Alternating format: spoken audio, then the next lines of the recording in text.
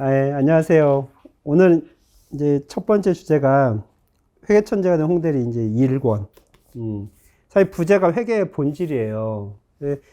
1권부터 5권까지 한꺼번에 쓴 게 아니라 1권 쓰고 2권 쓰고 이렇게 썼어요. 원래 5권까지 나을 이렇게 생길 그런 계획을 가지고 한 건 아니고 1권 쓰고 그 다음에 2권 쓰고 의도치 않게 쓰게 된 겁니다. 애도 그러잖아요. 애도 저희 넷인데 넷을 낳을 계획으로 한 게 아니에요. 첫째 낳고 둘째 낳고 어쩌다 보니까 그렇게 이제 낳는데 1권 쓰고 제일 많이 들었던 말 중에 하나가 그거예요. 이게 무슨 회계책이야. 회계 내용은 하나도 없네? 이런 얘기를 많이는 아니고 독자 중에 한 20%가 그러시더라고요. 그리고 굉장히 좋아하시는 분도 계셨어요. 신선하다.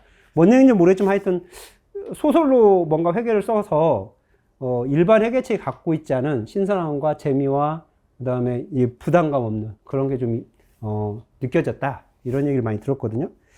근데 아쉬웠게 이제 안 좋은 얘기를 했던 분들 보면 회계에 대한 내용이 없다라는 거였어요. 그래서 제가 부제를 회계의 본질로 그 다음에 낼 때 이 부제를 넣었어요. 처음엔 부제가 없었는데 회계라는 게 과연 뭘까라는 거를 모르고 하시는 것 같더라고요. 그런 이제 댓글을 하시는 분들이.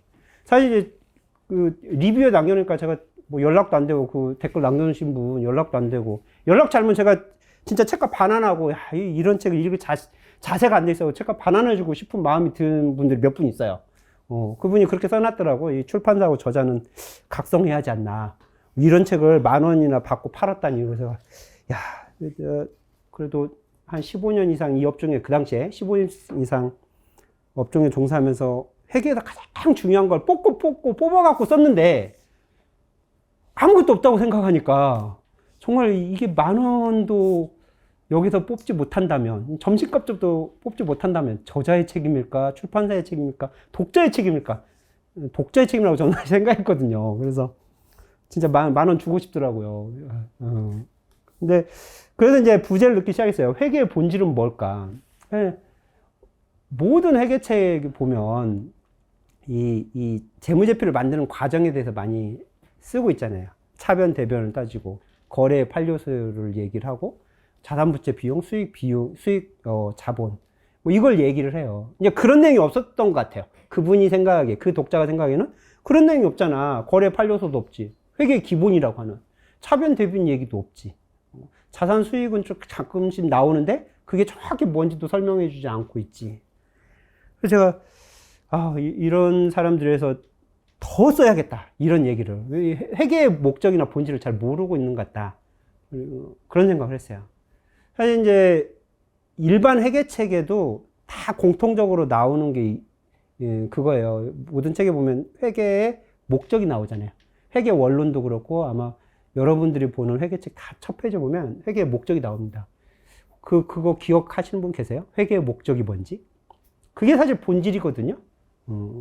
그리고 그걸 썼어요, 저는. 근데 그걸 캐치를 못 하더라고요. 회계는 정보 이용자에게 유용한 정보 제공. 이게 회계 목적이에요. 이거는 뭐 어떤 회계책, 제가 회계 배울 때도 그걸 배웠고, 지금도 거기에는 변함이 없어요. 회계 정보 이용자에게 유용한 정보 제공. 근데 사실 이걸 다 까먹더라고요. 회계 정보 이용자에게 유용한 정보 제공. 사실 회계 정보 이용자가 뭔지도 잘 몰라요. 아마 여기 홍대리 책 1권을 보면은 이제 영업부서에 있던 홍대리가 이제 약간 좌천돼가지고 뭐 영업 실적도 안 좋고 그러다 보니까 이제 얼떨결에 회계부서 보니까 얘네들 파워가 있는 것 같아. 보통 그 회계부서가 돈을 집행하는 부서다 보니까 어느 회사에 가보면 파워가 있는 것처럼 사실 보여요. 그래서 홍대리가 거기 이제 지원해가지고 가서 회계 부조리를 보고 거기에서 이제 비자금이나 이런 분식회계를 고발을 하고, 그러면 회사가 위기에 봉착했다. 그걸 극복하는 과정이거든요. 그게 일반 회사에서 나오는 전형적인 유형입니다. 거기에 다양한 사람들이 나오죠. 사장도 나오고, 회계부서, 경영지원팀도 나오고, 영업부서, 그 다음에 생산부서, 뭐, 또 다른 다른 부서, 해외 지점, 뭐 이런 부서 사람들이 나와요. 근데 그런 사람들이 회계를 보는 관점들이 계속 스토리로 나오는 거예요. 그렇게 왜 썼냐면 회계 정보 이용자가 이렇게 다양하다는 거를 보여주고 싶었거든요. 근데 그걸 캐치를 못 하더라고요. 아, 왜 이런 사람들이 여기 등장을 해야지? 경영지원팀, 마케팅팀들이 왜 여기 등장을 해야지? 근데 거기에서 보여주는 경영지원팀의 자세를 사실 저는 말하고 싶었어요. 이렇게 정보 이용자들이 많은데 회계의 목적은 그런 정보 이용자한테 정보를 제공하는 거, 유용한 정보 제공하는 게 회계의 목적인데 과연 경영지원팀에 근무하는 그 홍대리가 속해 있는 그 팀에서 다른 팀을 보는 그런 시각이 뭘까를 보여주고 싶었거든요. 그걸 극복해 가는 역할을 했던 게 홍대리였어요. 그러니까 우리가 아까 경영지원팀에서 회계를 어떻게 해야 되냐 이거 이제 질문을 하셨잖아요.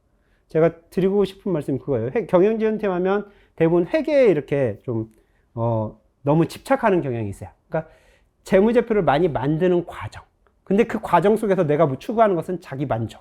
그러니까 내가 배웠던 전통적인 회계 처리 방법을 써서 내가 생각하는 재무제표를 만드는 과정.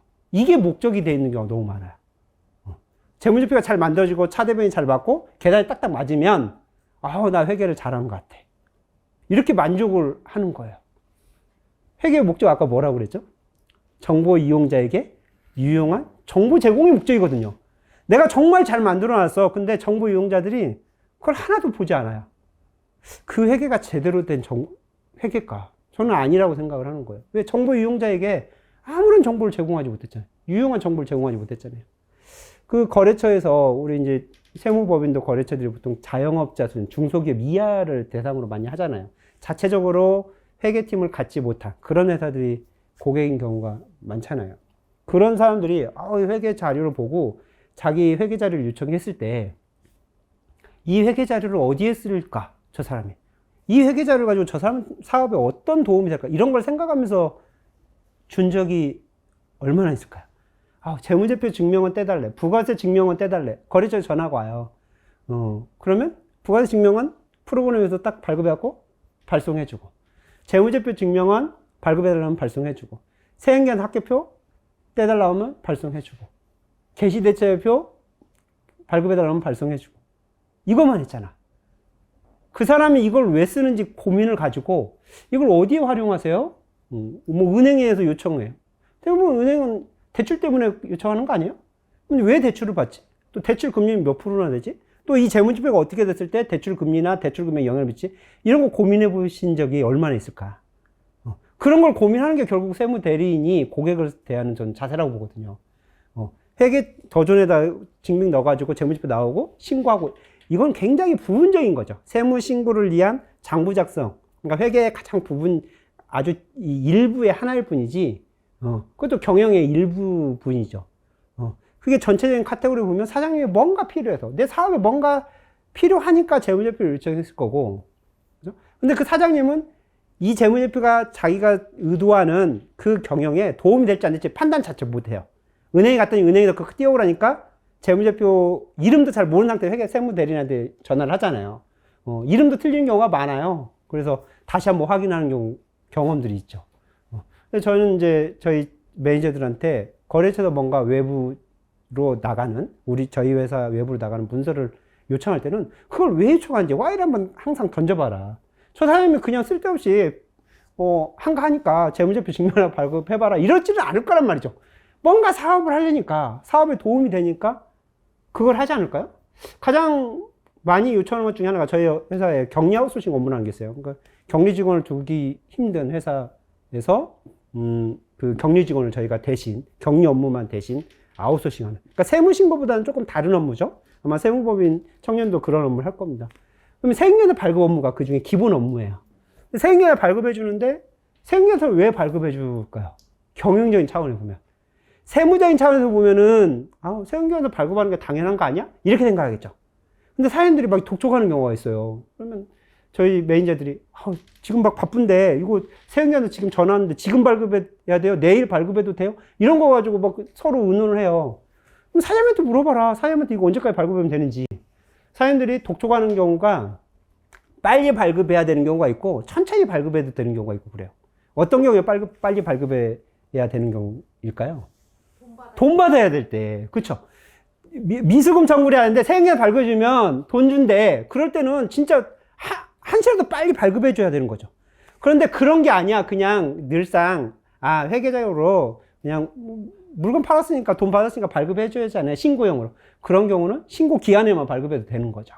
이게 똑같은 생계는 발행이라도 경영의 목적에 따라 다른 거예요. 자, 이런 것들이 사장님들하고 많은 대화가 되면 이 회계는 사장님한테 유용한 정보를 제공하고 있는 겁니다. 그런데 그런 거 안 물어보고 관심도 없고 무관심해. 나조차도 무관심하고 거래처에서 사장님이 이거 갖고 와 하면 그냥 갖다 주는. 그러면 굉장히 회계 벽 안에 이렇게 자기 만족하고 있는 거죠. 딱딱 차변 대변 맞고 회계 처리 내가 생각하는 지식 하에서 회계 처리가 잘 돼 있고 그러면 만족하고 이거는 굉장히 갇혀 있는 적이죠. 가장 대표적인 것 중에 하나가 이 회계 부서에 있는 직원들이 정보 이용자 전혀 생각 않고 자기 만족으로 하는 재무제표를 제가 보는 기준 중에 하나가 그거예요. 매출액이 15억 이 정도, 뭐 심지어는 5억도 안 되는 회사의 재무제표가 3장씩 나오는 경우가 있어요. 손익계는 보면 2장, 3장.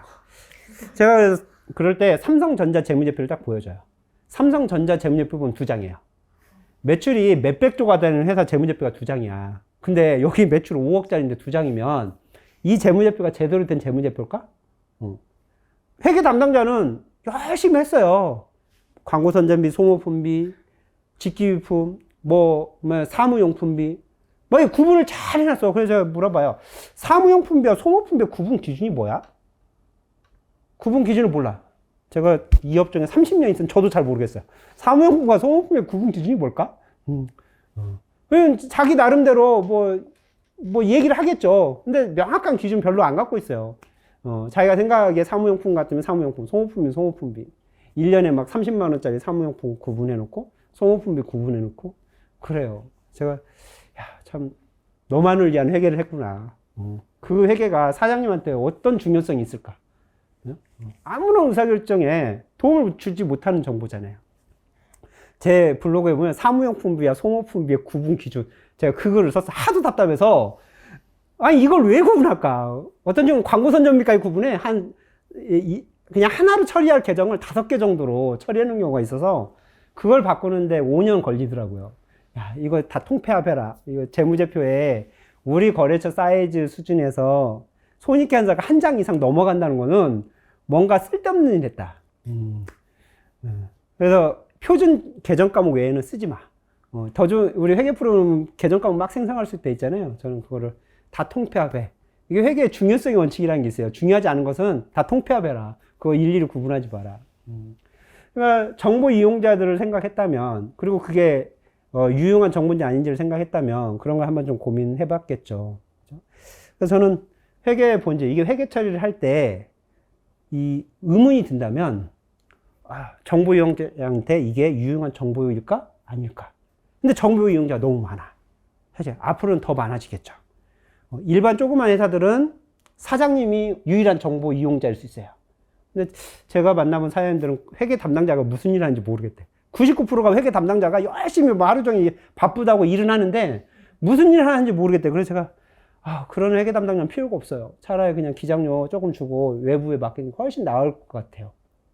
사장님 입장에는 인건비, 직원 하면서 인건비가 그래도 200, 300 이상 나갈 거 아니에요? 근데 10분의 1 수준이면 외주 줄 수 있잖아요. 회계사무소에. 회계사무소에 맡기나 직원을 쓰나 사장님이 도움받는 게 아무것도 없어. 그러면 비용이라도 싼 데 가는 게 낫겠죠. 그 회계 담당자가 사장님 회사한테 전혀 유용한 정보를 생성하지 못하고 있는 거야. 그러면, 근데 바빠. 사장님이 제가 바빠서 놀고 있다고 말은 못하고. 근데 뭐 때문에 바쁜지 모르겠는 거야. 유용하지 않은 거죠. 정보가. 그래서 항상 이게 소통이 참 중요하다는 얘기를 홍대리 원에서 계속 얘기를 하고 있어요. 사장님이 뭐가 중요한지, 영업부서가 뭐가 중요한지, 또 생산부서가 뭐가 중요한지, 그거를 계속 스토리를 통해서 강조하고 있는 겁니다. 이게 이제 전통적인 회계에서 보면 아무 얘기도 아닌 거고요. 차변, 대변 안 나왔으니까 아무 얘기도 없는 것 같은데, 회계의 본질적인 목적적인 차원에서 본다면 너무나 중요한 얘기를 이해를 잘 못하니까 계속 여러 각도에서 설명을 하고 있는 거거든요. 그래서 하도 이해를 더 못하니까 회사를 망하게 만들었잖아. 그렇죠? 회계를 왜곡해서 이 실세 것들이 그 숫자를 자기에게 유용하도록 분식을 한 거예요. 사실 분식 많이 해요. 사장님들 자기에게 유용한 숫자. 이 숫자가 좀 더 좋으면 좋겠다. 이익이 좀 나으면 좋겠다. 세금 낼 때는 이익이 좀 없었으면 좋겠다. 해다가 은행에 갈 때는 이익이 좀 났으면 좋겠다. 도대체 어떻게 하라는 얘기예요? 세금 낼 때와 은행 갈 때 딱 같이 가면 좋은데 세금을 먼저 내놓고 은행은 나중에 가. 그러니까 이미 세금 조금 내려고 이익을 확 줄여놨는데 또 손실 만들어놨는데 은행에 가니까 이익이 너무 안 나서 대출이 안 된대. 돈을 잘 벌어야 대출을 해주는데 사실 이게 상반된 얘기잖아요. 그게 이제 사장님이 이 회계에 대해서 전혀 아무런 감각도 없는 거죠. 그러니까 그때그때 달라지는 거예요. 세금 낼 때는 세금 아끼 줄이는 게 1차적인 목적이고, 은행 갈 때는 저금리로 대출 많이 받는 게 목적인 거고, 그죠? 외부용으로는 매출 많다고 홍보하고 싶고, 내부용으로는 막 직원들 쪼고 싶고, 너무나 회계가 자기 멋대로 지침이 바뀌어. 홍대리 원에서도 계속 그 얘기를 하고 있어요. 숫자 가지고 자기 입맛대로 주고받는 거를 봤어. 근데 어떻게 하겠어요? 홍대리가 거기서 이제 고민을 하는 거죠. 회계부서 경영지원팀이 다 고민해. 이 분식의 문제를 가지고 어떤 시각을 보여줄까? 다 그런 입장이 있을 수 있어요. 우리 거래처에 매출 누락을 했어. 또 가공비용을 넣었어. 그럴 때 어떻게 리스크 관리를 하겠어요? 홍대리처럼 사면 안 됩니다. 이렇게 하면은 검찰이 조사 나올 수 있어요. 이거 저기 세무서에 제가 고발할 수 있어요. 이렇게 나올 것 같아요? 요즘 MZ 세대들은 그런데요. 고발하겠대. 80%인가 고발한다고 언론 통계가 나왔어요. 그런데 내가 퇴사한 후에 있을 때는 모른 척하고 있다가 퇴사하면 그때 하겠다. 저희 때는 그러지 않았거든요. 저희 때는 그래도 내가 속한 회사인데 그냥 묻어가겠습니다. 그러다 감옥 간 사람 많아요. 그게 단위가 작을 때는 문제가 안 생기는데 단위가 커지면 구속되고 조사가 나오는 거죠. 또 누가 찌르면 그 단돈 몇 천만 원 가지고도 이제 조사받고 법적인 형사처벌 받고 그러는 거예요. 요즘 이제 세대는 그러면 안 되겠죠. 거기에 이 경영지원팀에서 그래서 대다수는 윗사람들은 이 막 회사 생각하고 자기 이제 잘릴 생각하니까 그거 한번 터뜨리면은 회사에 못 붙어 있잖아요. 다 몸살이고 홍대리 같이 이게 자충으로 하는 애가 이제 이제 까발려가지고 굉장히 욕도 많이 먹고 그런 이제 스토리가 나옵니다. 사실 그 입장이 안 되면 그게 아무 얘기도 아닌 것 같지만 저는 그런 입장이 많이 돼봤거든요. 아까 진보지라서 뭔가 이제 고치려고 하고 그런 걸 이제 외쳤을 때 적들이 너무 많아지더라고요. 왜 사람들은 다 자기 입장에 생각해요. 그 상황을. 말로는 정의, 원칙 이거 얘기하다가도 이게 나한테 피해가 갈 것 같다 하면 그걸 이제 내 기준에서 판단을 한단 말이죠. 그럴 때 회계부서는 어떻게 해야 될까? 회계부서는. 내 밥벌이하고 이 일자리하고 연결된 거예요. 나한테 월급 주는 사람이 실세권자가 그럼 분식이나 부정을 저질렀을 때 내가 그걸 알고 있어요. 이럴 때 어떻게 할까? 참 어려운 문제죠. 그래서 홍대리 원에는 그런 걸 생각해 보았으면 좋겠다는 차원에서 넣었어요. 정답을 딱 이렇게 주기보다는 기본적으로 회계 정보 이용자들이 이렇게 많다. 이 정보 이용자들한테 우리가 어떻게 해야 될까? 회계부서에서는. 그래서 고객을 위한 회계라는 말을 제가 여기서 처음 쓰기 시작했습니다. 회계부서도 이해 관계자, 정보 이용자들이 고객이다. 고객이라고 다 생각하고 그 고객의 목소리 한번 들어보자. 그러면 회계 처리도 자연스럽게 될 거라고 본 거예요. 왜? 회계 기본 구조가 정보 이용자한테 유용한 정보 제공을 위해서 만들었기 때문에 그 기준을 가지고 보면 회계 처리가 다 이해가 거의 될 겁니다.